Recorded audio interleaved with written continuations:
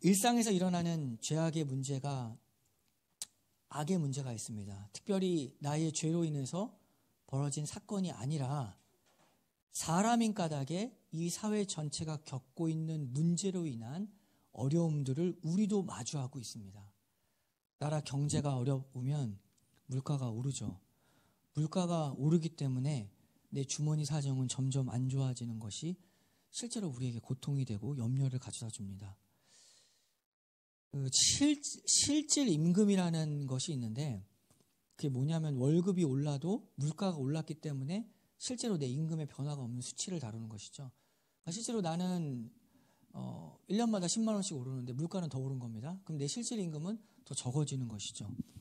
이러한 것들을 우리가 다 마주하게 되는 우리의 어려움들입니다.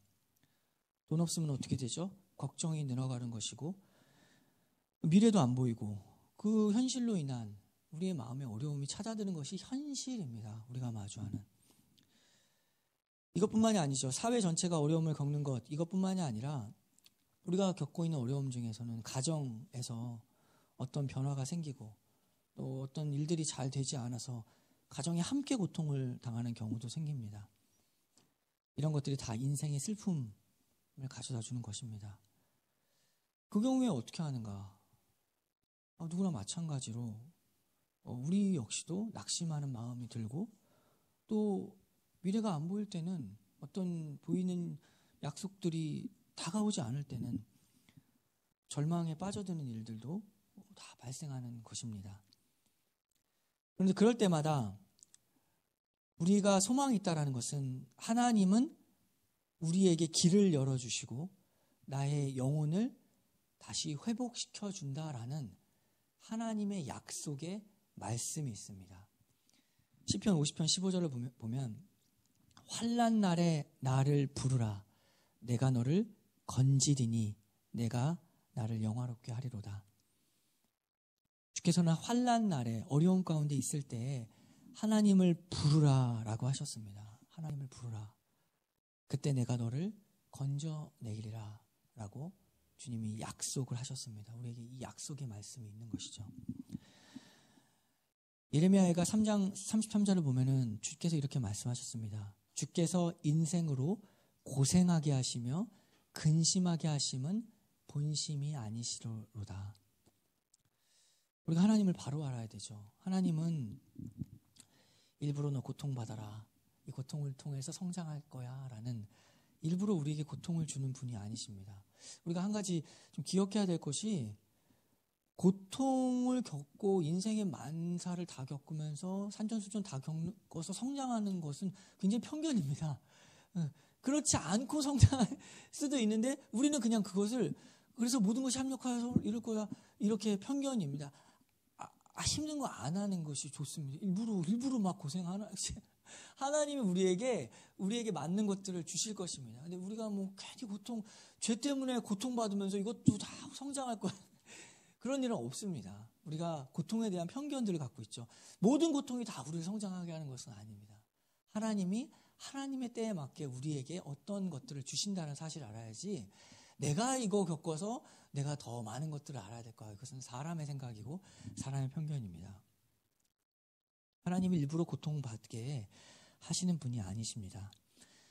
그러나 우리의 현실 속에 고통이 있다는 것을 보면 하나님의 거룩한 뜻을 내가 다 알 수는 없지만 하나님의 사랑을 믿고 다시 주께 매달리는 것이 우리의 자세, 올바른 신앙의 자세라는 것이죠.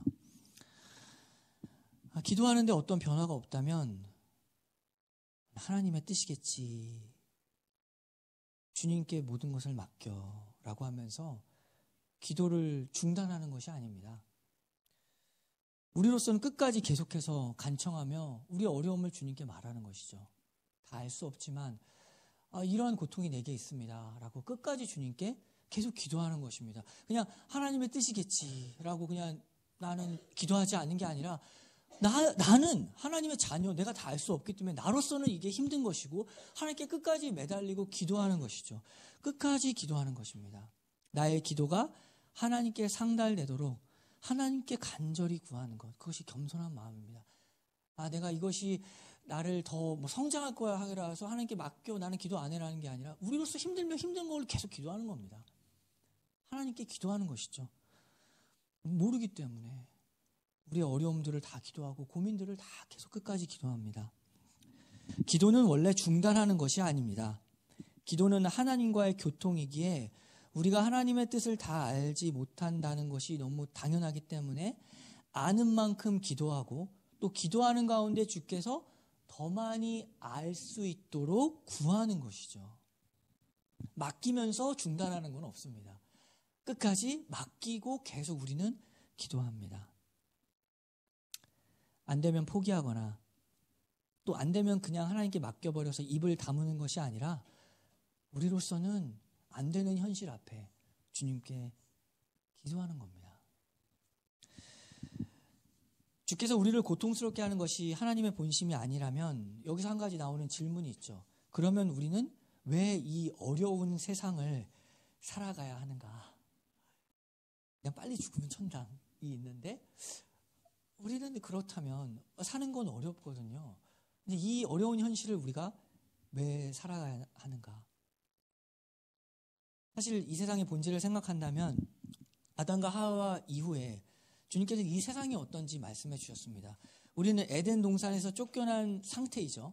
그 이후에 죄로 인한 그 밖으로 쫓겨난 상태에서의 삶이라는 것은 어떠하냐? 주께서 말씀하셨죠. 이미 죄로 인해서 기울어진 인생을 사는 겁니다. 누군가 막 자기 행복하다고 하는데 어차피 이 세상은 기울어져 있기 때문에 죄로 인해서 아무리 행복한 사람도 이 세상의 고통 앞에 다 서는 겁니다. 우리의 삶이란 한마디로 말하면 고통과 함께하는 삶입니다. 어떤 사람도, 어떤 공간도, 어떤 시간도 언제나 고통이 행복보다 크도록 지어져 있는 것이 우리의 인생입니다.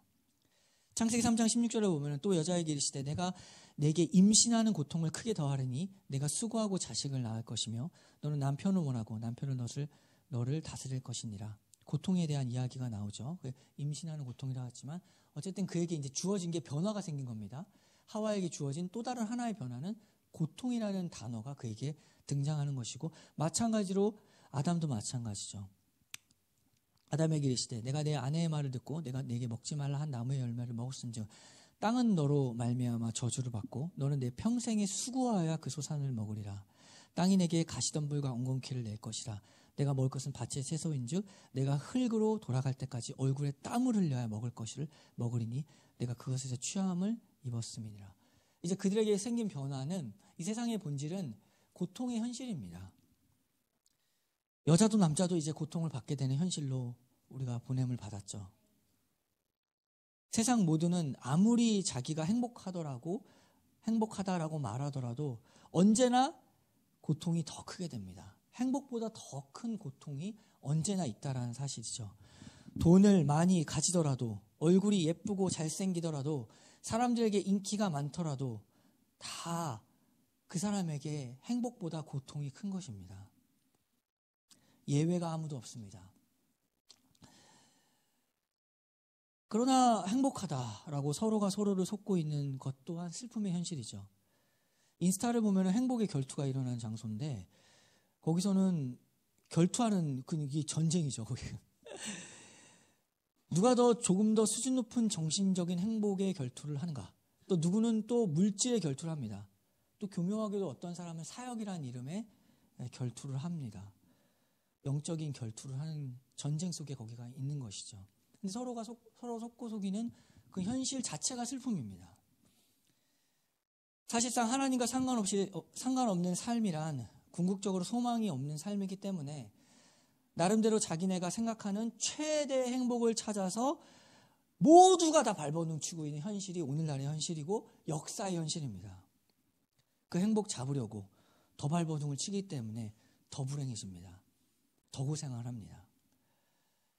그러나 하나님의 자녀에게 소망이 있다라는 것은 주께서 이 세상 가운데 우리를 뽑아내시고 세상으로 보내셔서 하나님의 나라 그 일에 우리를 맡기셨다. 하나님의 나라의 그 일을 위해서 우리를 보내셨다라는 이 사실이 있기 때문에 우리에겐 소망이 있습니다. 이 세상 가운데서 자기 자신 위해서 살라는 것이 아니고 하나님의 나라를 위해서 그리스도의 거룩한 영광을 나타내기 위해서 살아가기에 우리에게는 참된 소망이 있습니다. 우리가 쫓고 있는 것은 우리 자신의 최대의 행복이 아니라 우리가 쫓고 있는 것은 하나님의 나라, 그의 나라에서 주어지는 의와 평강과 희락이 있습니다. 우리에게는. 그래서 방금 읽었던 시편 23편을 보면 여기서도 그 말씀이 나오죠. 여호와는 나의 목자시니 내게 부족함이 없으리로다. 그가 나를 푸른 풀밭에 누이시며 쉴 만한 물가로 인도하시는도다. 내 영혼을 소생시키시고 자기 이름을 위하여 의의 길로 인도하시는도다. 우리를 자기 이름, 하나님의 나라, 그 이름을 위하여 의의 길로 우리를 인도하는 인생. 그렇기 때문에 우리에게는 이러한 부족함이 없는 인생, 푸른 풀밭에 누이시며 쉴만한 물가로 인도하는 인생이 되는 것입니다. 고단한 삶, 고통으로 물든 이 세상 살아갈 때 그리스도인에게서 필요한 성품이 무엇이냐? 그것이 우리가 크게 보면 사랑이지만 구체적으로 우리에게 필요한 성품이 무엇이냐면 이러한 고통의 현실 속에서 우리에게는 인내라는 것이 참으로 필요합니다. 참고 기다리는 것. 그것이 우리가 고통의 현실을 살아가는 그리스도인의 믿음의 자세죠. 그 대표적인 예가 그 욥의 인내입니다. 우리가 욥을 생각할 때 욥의 아주 특이한 고통의 현실이 있습니다. 욥의 현실은 그러니까 욥의 고통, 욥의 인내라는 표현이 있죠. 야고보서 5장 10절을 보면 형제들아 주의 이름으로 말한 선지자들을 고난과 오래 참음의 본으로 삼아라. 보라 인내하는 자를 우리가 복되다 하나니 너희가 욥의 인내를 들었고 주께서 주신 결말을 보았거니와 주는 가장 자비하시고 긍휼히 여기시는 이시니라. 여기서 인내를 얘기할 때 가장 대표적인 성경의 인물을 욥의 인내를 보라라고 했죠. 욥이 도대체 어떤 고통을 받았고 어떤 인내를 했길래. 욥의 인내의 특징은 무엇이냐면 한마디로 말하면 억울한 겁니다. 세상 사는 게 억울한 겁니다. 욥의 고통은 억울한 고통입니다. 이게 가장 특이한 점이죠. 욥은 세상으로 치자면 억울한 사람입니다. 그는 잘못한 거 하나도 없습니다. 죄 때문에 그가 고통받은 게 아니죠. 그가 고통받은 이유는 사탄이 충동질해서 내기하자고 한 겁니다. 하나님에게.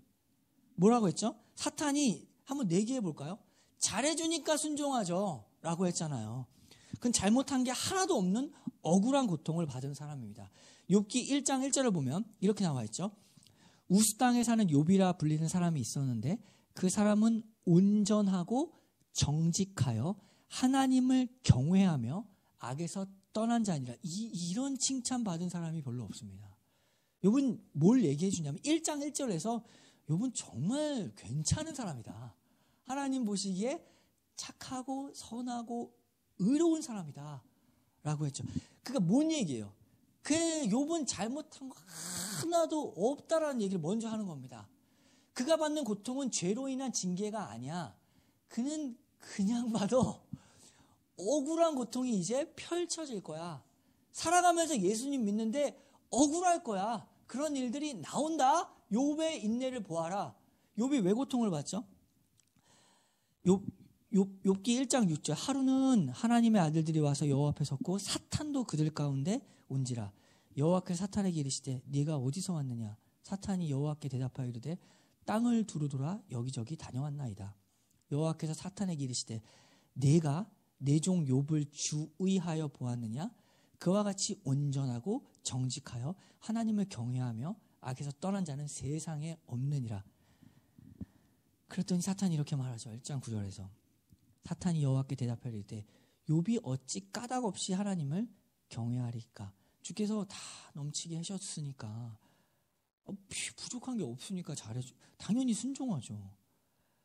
이제 주의 손을 펴서 11절 그의 모든 소유물을 치소서. 그리하시면 틀림없이 주를 향하여 욕하지 않겠나이까?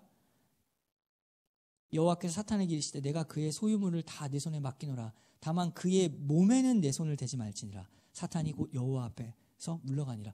이것 때문에 욥의 고통이 시작합니다.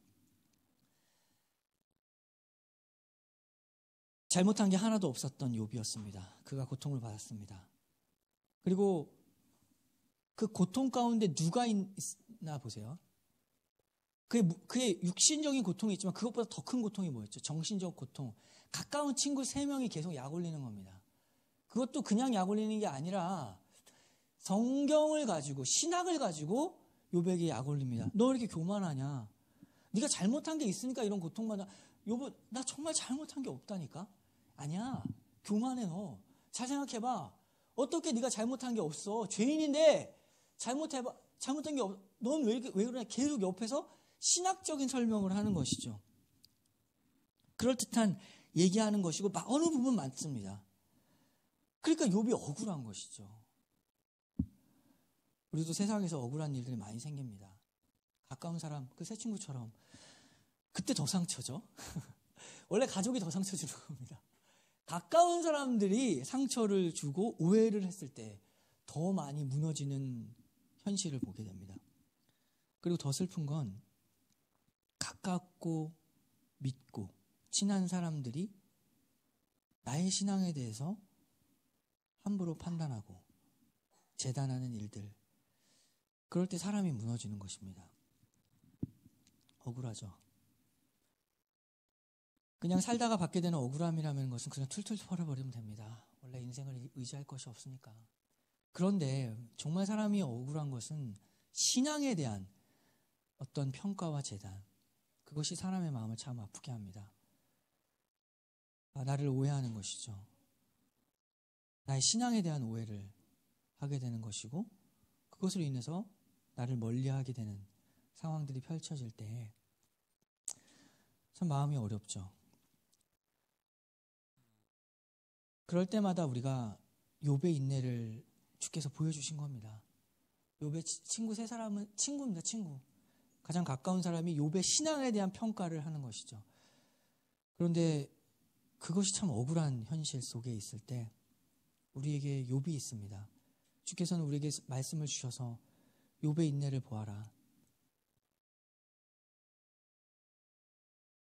그의 무너짐은, 몸의 무너짐은 1장에서 2절에서 끝나는데 긴 그 30장이 넘는 그 시간 동안에 새 친구랑 계속 논쟁하거든요. 그러니까 뭐가 더 그를 무너뜨리게 한 것이냐면 그 무게중심이 그의 영적인, 그러니까 정신적인 그가 받는 오해의 억울함이 더 큰 것입니다.